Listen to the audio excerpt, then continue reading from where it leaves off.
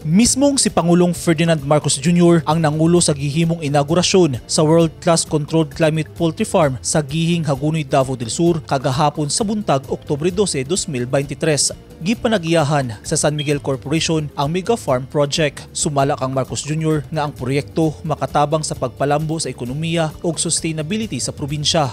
Dugang sa Pangulo nga usasab kini sa pamaagi aron makahatag og mas maayong oportunidad sa mga trabahante. Hilabi na kadtong mga anaa sa ubos sa hutong sa katilingban. Kuyog ni Marcos Jr. sa aktibidad ang President ug CEO sa San Miguel Corporation nga si Ramon Ang nga misaksi sa state-of-the-art innovations sa poultry industry. Mitambong sab sa aktibidad si Governor Yvonne Cagas ug ubang local officials.